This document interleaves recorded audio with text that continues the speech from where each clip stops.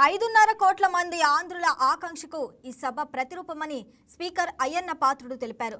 రాష్ట్ర ప్రగతికి ఎదురయ్యే సవాళ్లను శాశ్వతంగా తొలగించే యజ్ఞమని, ఈ పవిత్ర యజ్ఞంలో భాగస్వామ్యమయ్యే భాగ్యం మనందరికీ లభించిందన్నారు. 2014లోనే రాష్ట్రాన్ని తీరం చేర్చే బాధ్యతలను ప్రజలు చంద్రబాబుకు అప్పగించారని, ఆ తర్వాత వచ్చిన ప్రభుత్వం అమరావతిని పక్కన పెట్టి 3 రాజధానులంటూ అయోమయానికి గురి చేసిందని గుర్తు చేశారు. ఇక దీనివల్ల భూములిచ్చిన రైతులతో పాటు రాష్ట్రం కూడా తీవ్రంగా నష్టపోయిందని వాపోయారు. మళ్ళీ అలాంటి తప్పు జరగకూడదని స్పీకర్ పేర్కొన్నారు. అమరావతిని రాజధానిగా 2014లోనే అన్ని పార్టీలు అంగీకరించినా గత ప్రభుత్వం క్రియేట్ చేసిన అయోమయంలో ఇప్పటి వరకు రాజధానికి చట్టబద్ధత లేకుండా రాకుండా ఆగిపోయిందని వెల్లడించారు. ఆశీర్వాదంతో, వాయువేగంతో, మనోవేగంతో రాజధాని నిర్మాణ పనులు కూడా ప్రారంభమయ్యాయి.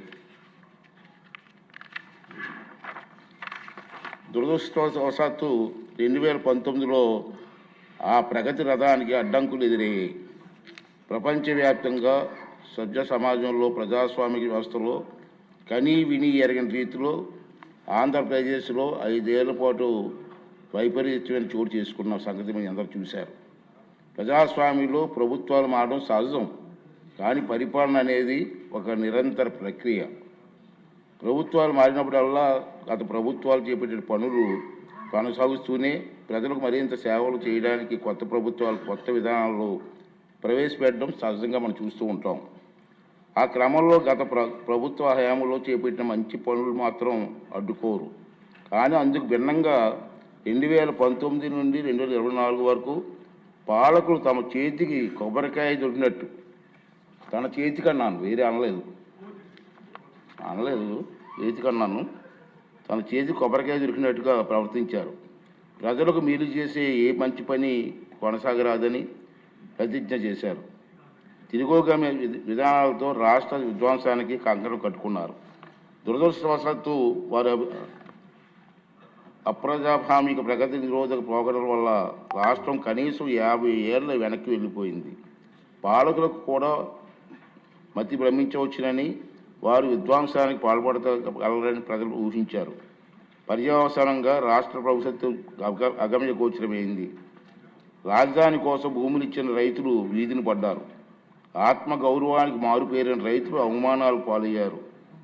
ఎందరో ప్రభుత్వ హింసకు బలయ్యారు. అలాంటి దురదృష్టకర పరిస్థితులు పునరావృతం కాకుండా రాష్ట్ర బంగారు భవిష్యత్తు తిరుగులేని పునాదులు వేయడానికి ఘనమైన చారిత్రక వారసులు గల అమరావతి నగరాన్ని శాశ్వత రాజధానిగా శిలాక్షరాల్లో లిఖించవలసిన అవసరం వచ్చిందని ఈ ప్రజాప్రభుత్వం నిర్ధారణకు వచ్చింది.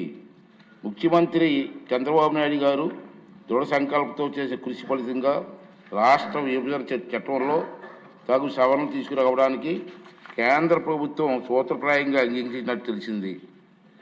అందుకోసం అవసరమైన తీర్మానం చేయడానికి ఈరోజు మనం అందరం ఇక్కడ సమావేశమయ్యాం. ముక్త కంఠంతో తెలుగు ప్రజలందరికీ రాష్ట్ర అభివృద్ధి పట్ల మనకున్న చిత్తశుద్ధిని, అంకిత భావాన్ని చాటి చెప్పే అవకాశం ఇది. తెలుగు జాతి ప్రగతిని ఎవరు అడ్డుకోలేరు అని ఘంటాపథంగా ప్రకటించే అవకాశం ఇది.